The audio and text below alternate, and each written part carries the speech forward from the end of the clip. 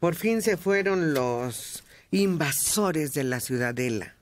Los que están muy contentos son los que bailan danzón. Sí. Ah, qué bien. Y los niños que se supone que ya desde el día de hoy tienen clases.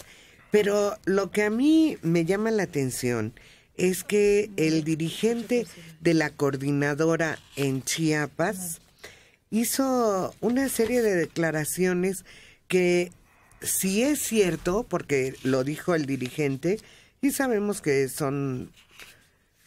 Muy habladores. Bueno, yo iba a decirlo más delicadamente, pero sí, estoy de acuerdo contigo. Dice que pactó con el gobierno, primero que nada, expedientes limpios.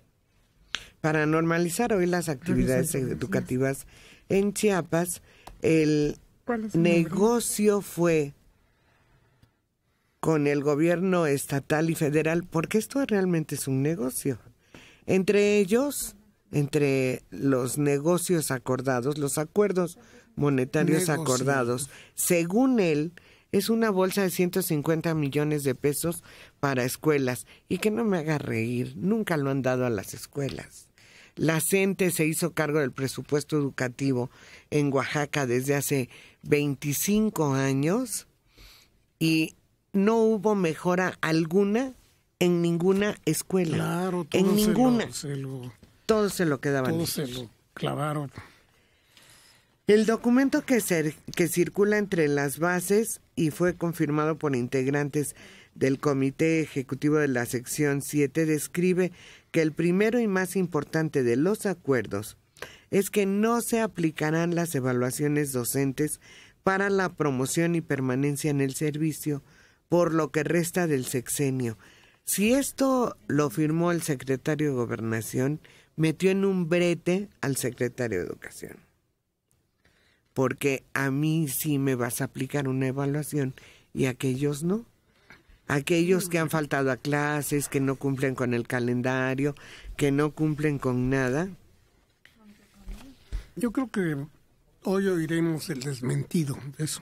Yo espero que así sea. A mí lo que me parece increíble es el tiempo perdido. O sea, al final no supimos nunca claramente una negociación o acuerdos. O sea, no tenemos un documento que sean acuerdos tomados entre la CENTE y el gobierno mexicano después de 3 meses de conflicto. O sea, eso es lo que me causa extrañeza, que se prendió y se apagó solo. Y ahorita ya estamos totalmente en otro canal absoluto, ya nadie se acuerda de la CENTE, ya levantaron los plantones, incluso los de Oaxaca, en un momento dado se pusieron en contra de que los de Chiapas siguieran con, en los últimos días, Oaxaca estaba criticando que la CENTE fuera más intransigente aún en Chiapas. Tú lo habías dicho, en Chiapas obedece a otra dinámica totalmente distinta, con otra problemática, pero al final estamos como al principio. O sea, ¿qué pasó? Sí tenemos que saber qué arreglaron. Yo, como estoy de acuerdo contigo, si esto que está diciendo este líder es cierto, esto va a provocar más problemas en 6 meses. Claro. Porque estás haciendo una aplicación discrecional de la ley. ¿Por qué hay maestros de primera y maestros de segunda? Exactamente. No puede ser. Yo creo que están malinterpretando alguna afirmación que han de haber hecho, porque la esencia de la reforma es precisamente la evaluación del maestro, que es indispensable para que tenga calidad la educación. Ahora, si levantaron todo el plantón y demás porque se les acabaron los recursos, también es grave que el gobierno haya esperado todo para eso. O sea, quiere decir que el gobierno no sabe cómo negociar o no tiene operadores políticos lo suficientemente talentosos como para poder desactivar un conflicto en 2 semanas. Y lo dejaron, tú lo dijiste en algún momento, Mario, lo dejaron pasar, hasta que, como un sitio militar, hasta que ya no hubiera agua, ya no hubiera alimento dentro y que terminan rindiéndose. Sí, por y lo atrición. disfrazan un poco de no nos rendimos, la lucha sigue, pero vamos a llegar por los alumnos y demás. Por atrición, se va desgastando hasta que ya no tiene importancia. Es que exactamente, no sé si eso a mí me parece que ya a nadie le importa. Un periodista oaxaqueño estaba haciendo una relación de todo lo sucedido. En 33 años, Oaxaca lleva tomado 33 años la educación, la CENTE, lleva tomada la educación en Oaxaca desde hace 33 años. En 33 años no ha habido un año escolar completo, ni uno solo en 33 años. Algunos han sido verdaderamente graves, porque se han perdido entre 4 y 5 meses de los 10 meses que tienen que estudiar. Y que no digan que lo recuperan con 1 hora diaria o con 2 horas diarias, porque no hay manera de recuperarlo. El tiempo perdido es tiempo perdido. Pero fíjate, punto. ahí valdría la pena quizás hacer una investigación de esa generación, porque estamos hablando también de otra generación. 33 años es una generación y un poco más. ¿Qué fue de esos estudiantes? O sea, ¿dónde estaban la mayor parte de los egresados de las escuelas públicas? ¿Dónde terminaron? Digo, yo sé que es casi imposible hacerlo, pero ahí podríamos demostrar que es un fracaso la educación en Oaxaca y que en gran medida no solamente es por los cacicazgos regionales del poder político de los gobernadores, sino en complicidad con un sindicato o una CENTE que ellos son los responsables del retraso y del atraso en el que se encuentra el estado de Oaxaca. Desde luego que sí, desde luego. Y lo hemos comentado aquí, los estados más atrasados académicamente son justo los que están bajo el control de la coordinadora. Y era como para que los maestros, los alumnos tuvieran un nivel por lo menos superior al que tenían relativamente hace 40 años, y no, se han hundido más en una mediocridad que es increíble. No están aportando científicos, pensadores, grandes artistas al acervo cultural del país. Ahora están estancados. Ahora explíquenme ustedes este absurdo. La sección 22 de la CENTE arranca este lunes el proceso de organización del modelo educativo alterno que los maestros aplicarán este ciclo escolar.